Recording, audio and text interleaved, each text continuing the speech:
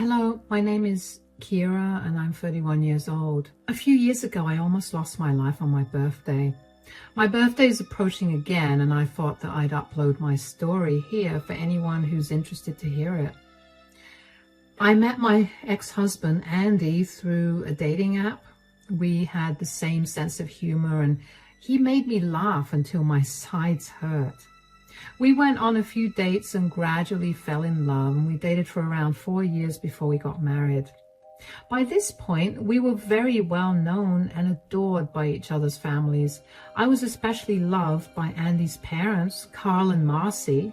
They only had one son, Andy, and they'd always wanted a daughter. So whenever I went over, they'd treat me like I was a queen.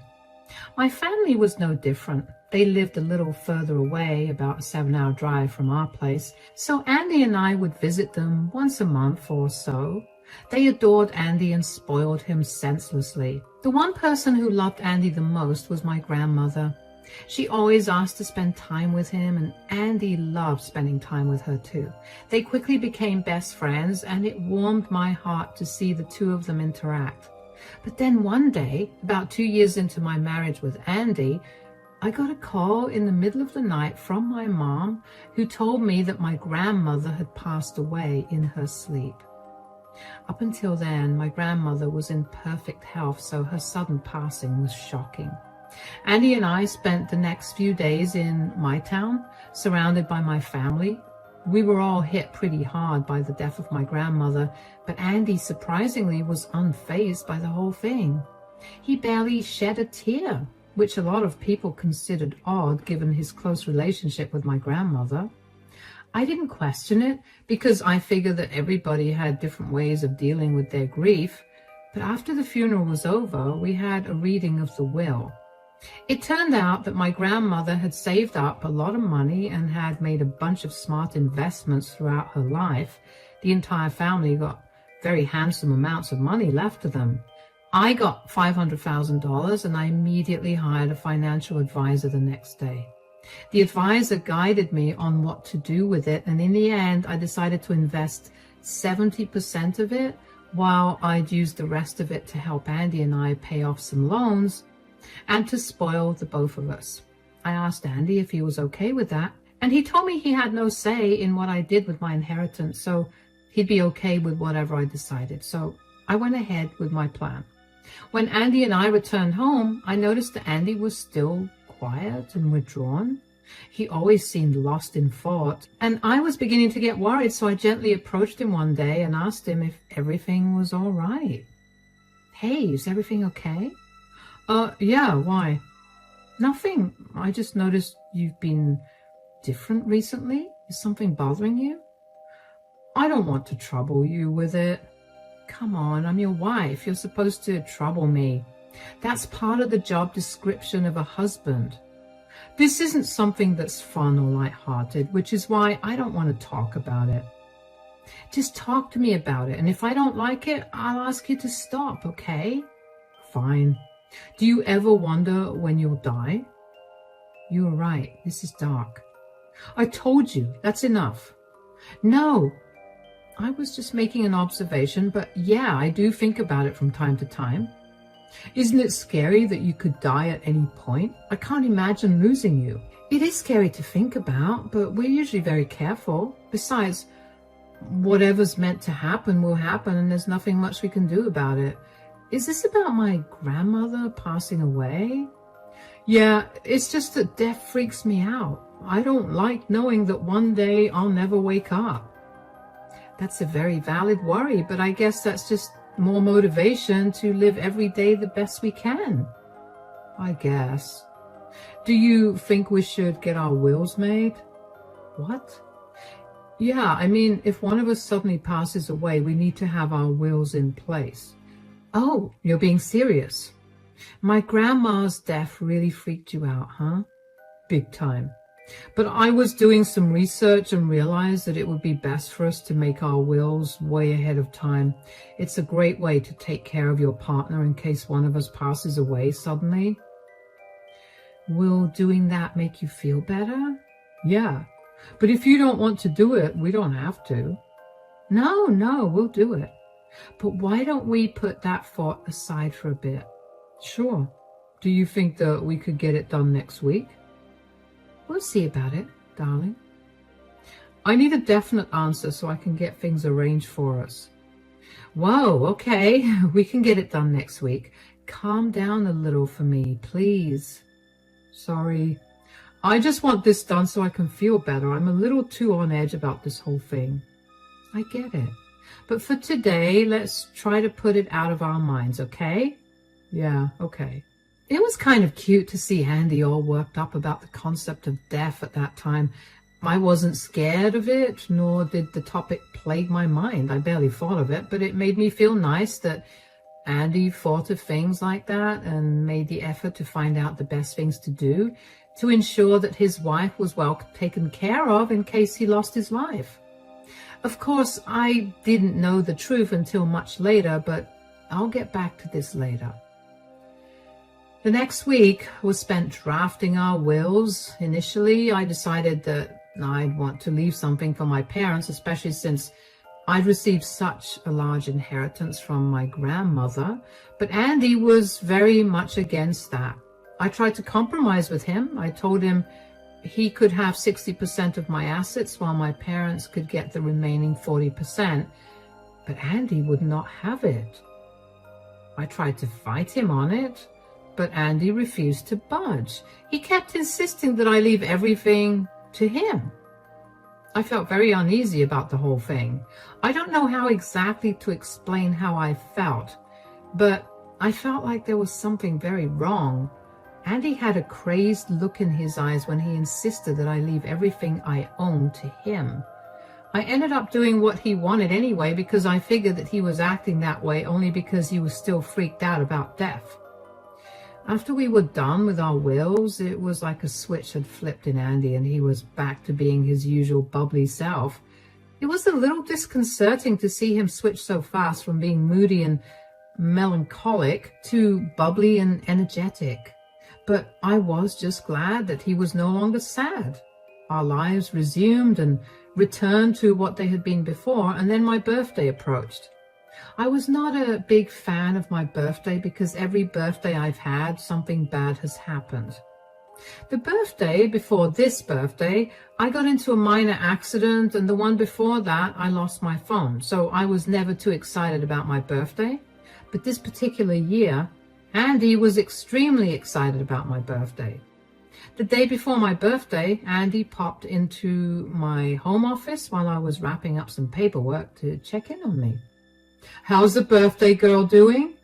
Andy, it's not my birthday till tomorrow. I know, but I'm excited, aren't you? Well, I don't typically enjoy my birthdays, and you know this. But seeing you excited for me makes me very happy. Good.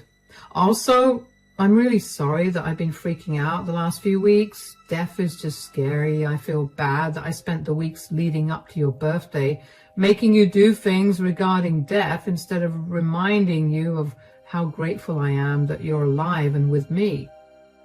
Hey, it's okay. I get it. Death is not a light subject, and I kind of liked how cautious you got. It was a smart move to make our wills in case something went wrong. Don't worry too much about it. Even if you haven't spent the last few weeks celebrating my life, I'm sure you'll make tomorrow a great day. Of course, I will. Do you have any plans for tomorrow? Well, I'll probably meet with some of my friends for brunch tomorrow, but other than that, I don't have anything planned. Great, because I have planned something for us. Oh, what is it? I reserved a table at Dad's restaurant for your birthday dinner tomorrow. I asked Dad if I could customize the menu, and he agreed. So, tomorrow at his restaurant, there will be a dish called the Kiera Special, made not only for you, but for everyone to try. What? That's crazy. Oh my God, that's so cute and so cool. Am I the best husband or what? Definitely the best. My parents will be sitting with us for dinner too, but after we're done with dinner, the two of us could go on a long drive and stop by the beach to watch the stars. That sounds absolutely perfect. I'm excited to see Carl and Marcy again. It's been a while. Oh, they're ecstatic to see you. My mom won't stop trying to have a say in my planning for you. Of course, I'm not letting her because this is my gift to you. Oh, come on, let her do something too. Are you saying you don't like what I've planned so far? I'm kidding. I didn't mean that at all. I appreciate anything you do for me. You better mean that. Anyway, I have to go right now. Where are you going? I'm swinging by Dad's restaurant to talk to the chef about the Kiera special. It needs to be perfect for tomorrow. Okay, come back soon. I found Andy's enthusiasm kind of infectious, and I went from not really caring about my birthday to being excited for it. I was even more excited that we were going to be having dinner with his parents at Carl's restaurant.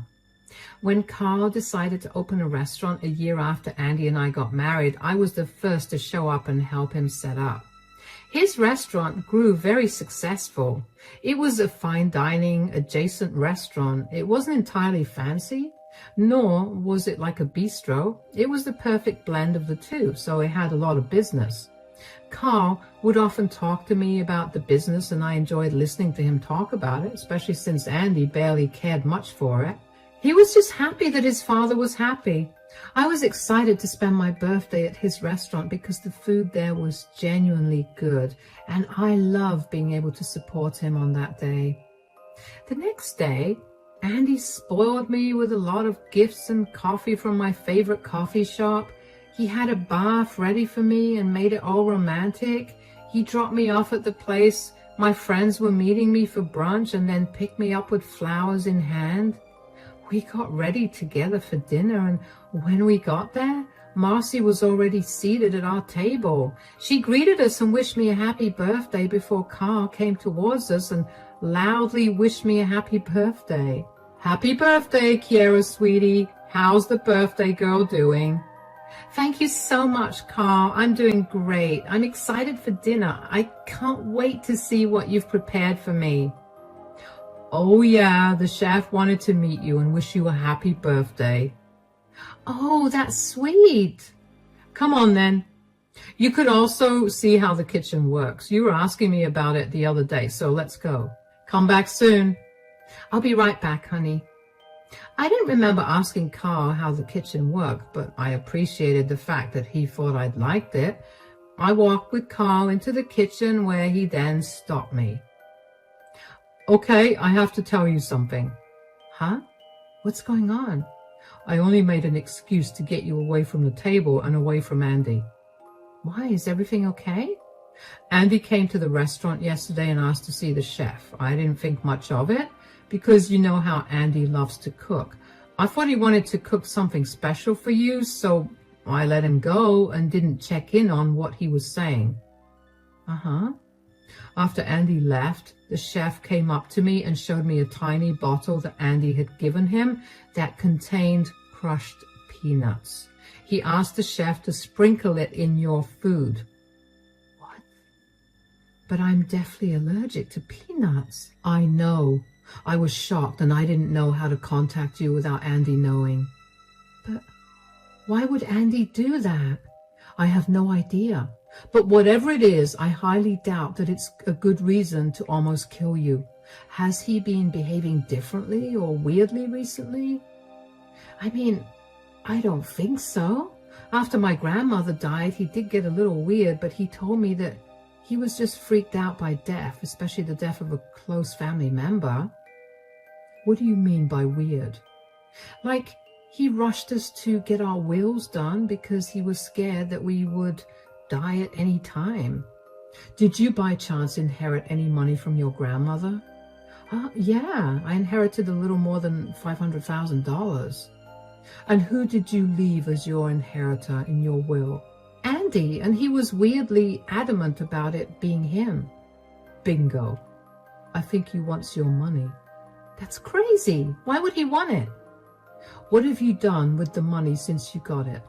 I invested most of it in stocks, and the rest I put aside to buy myself some things that I've always wanted. I also spent some of it on Andy, so I don't see why he'd want the money. I don't know why he wants the money, but I bet there's something deeper here. Just try to pretend like you have no idea about what I said. I made sure the chef doesn't put anything in your food, so you don't have to worry about it. We'll catch Andy and find out what exactly he wants." I was beyond confused about what was going on. I couldn't fathom Andy doing something like that. He just spent the whole day pampering me. Why would he try to hurt me like that? But he had gone out to meet with the chef the previous day, and this was the first birthday of mine that he'd been so affectionate and caring. I also didn't see any reason for Carl to lie to me or make up something so crazy. When our food came out, I tried to take a picture of the food to post on my social media, but Andy kept insisting that I take a bite of the food. I tried to laugh it off and told him that I wanted to take a pretty picture so that I could promote Carl's restaurant too. But Andy got weirdly aggressive about me not eating. I looked at Carl and he looked just as concerned as I was, so I decided to follow along with Carl's plan. I took a bite of the food, which, by the way, was delicious, but after a few seconds I pretended to have an allergic reaction. I started coughing and looking panicked. Andy looked almost manic, but Marcy was the first to be concerned for me. "Sweetie, what's wrong? Are you okay?" I don't know what's happening. My throat feels like it's closing up." "What?" "Andy, could you take my EpiPen out of my bag?" "Sure, it's not here." "What? It's not here? Oh my God." "What's going on?" "I think there were peanuts in the food." "What?" "Impossible. I specifically made sure that none of your food had peanuts in it." "Who cares? Right now, Kiara needs her EpiPen, and then she needs to go to the hospital. Call 911. I'll go back home to get the EpiPen." "Forget 911. I'll rush her to the hospital. The ambulance will take some time to come anyway. Come on, Kiara, let's go." Andy had left, and Carl and I got in Carl's car. We drove around the block and waited until we were sure that Andy had left. I couldn't understand why Andy thought that finding my EpiPen was more important than accompanying me to the hospital, but I tried to justify it with him being too panicked to think straight. Carl and I returned to the restaurant in time to see Marcy angrily marching towards the kitchen to yell at the chef. We stopped her in time and she was shocked to see us there. "Carl, what are you doing here? Is Kiara okay? Why aren't you at the hospital?" "Kiara's fine." "I'm here. I didn't actually have an allergic reaction to anything." "What? Why would you fake an anaphylactic allergic reaction? That's messed up, Kiara." "Calm down, darling. We needed to test something out." "You were in on her little app?" "I told her to do that. Yesterday, Andy handed the chef a vial of crushed peanuts to put in Kiara's food." "What?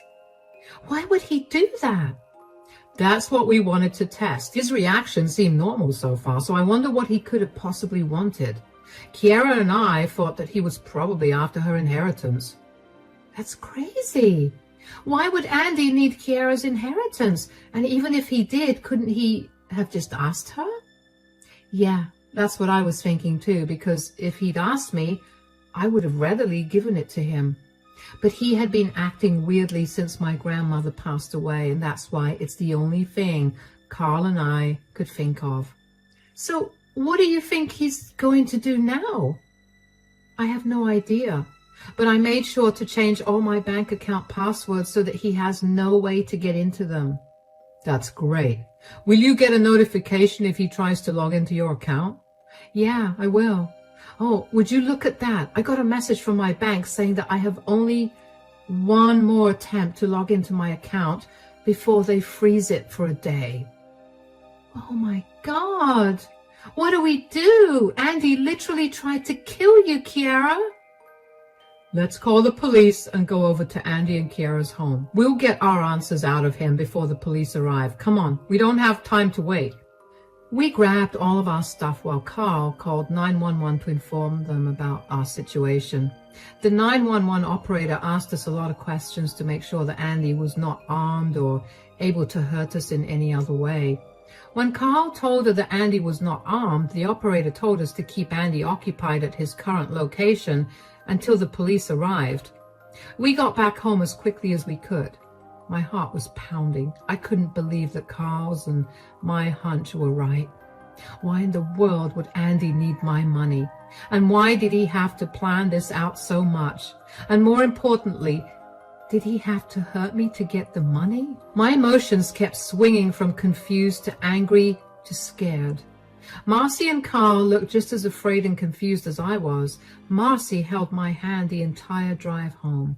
I knew exactly what she was feeling, but I couldn't comfort her in any way because I was just as confused as her. When we got closer to my place, we parked the car a little further away from my house. We then walked over to my house and I quietly let us in. I had Carl put his phone in his shirt pocket with the camera facing outward because I wanted to record our confrontation with Andy in case Andy tried to go back on his word later. I quietly looked through the living room and the kitchen and didn't find Andy there. The bedroom lights were off and the only other place he could have been was my home office. I quietly opened that door and saw Andy searching through all my things like he was desperately trying to find something.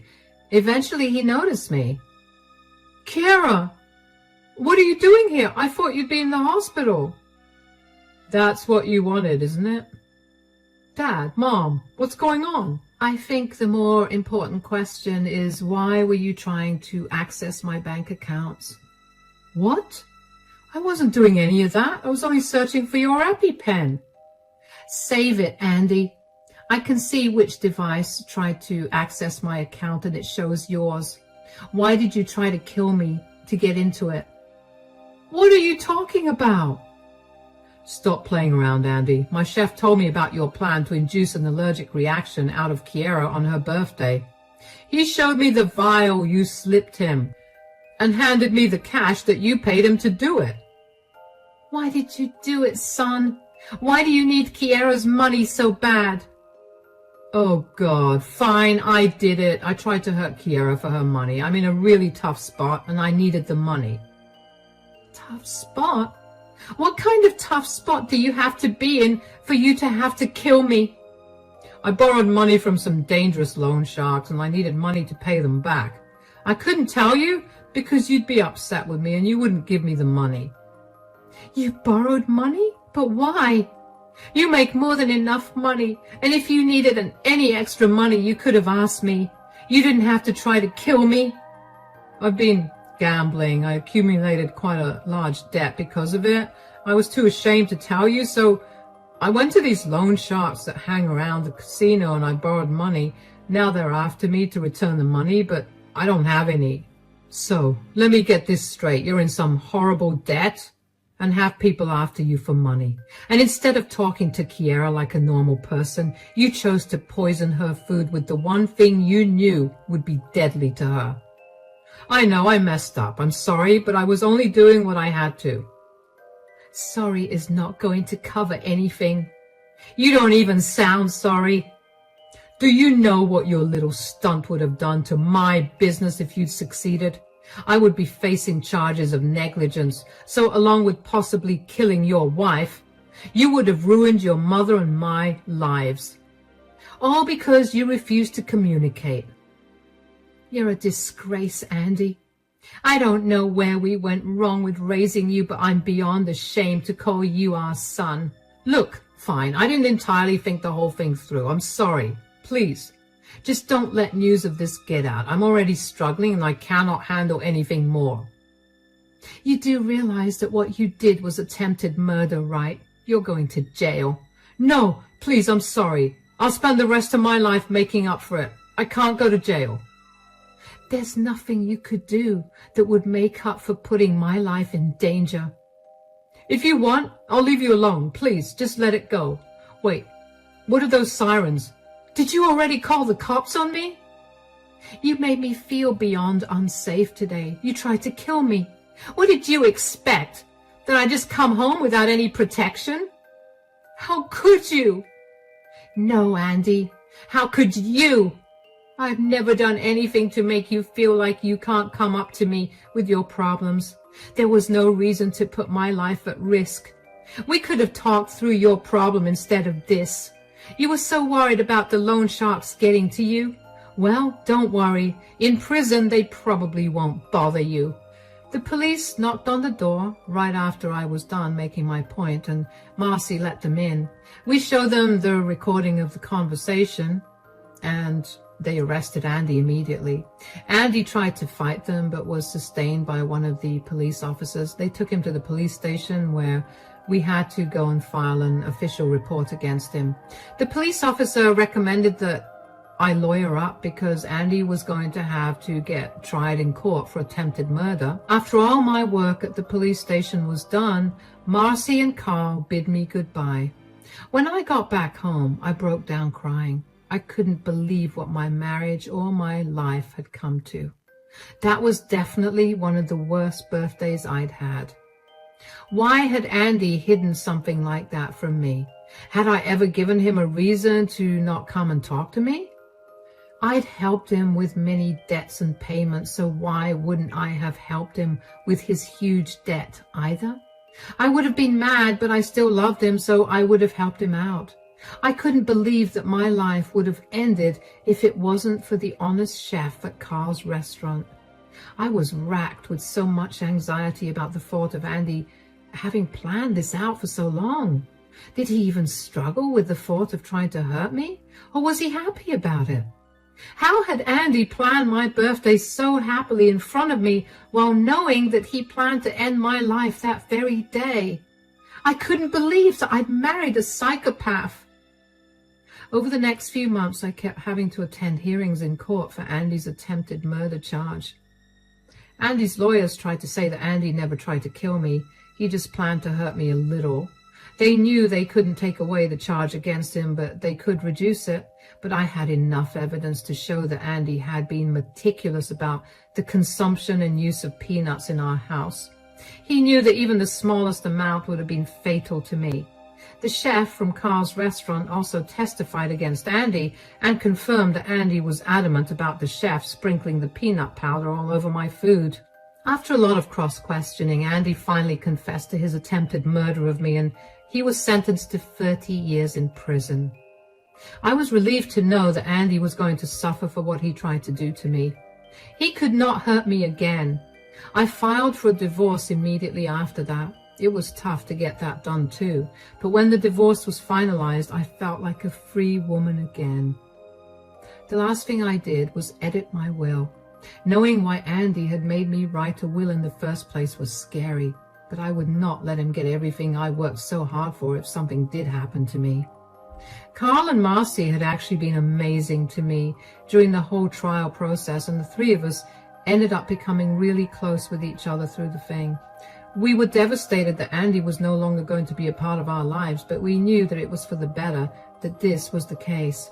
All of us made sure that none of us were on Andy's calling list for prison because we wanted nothing to do with him.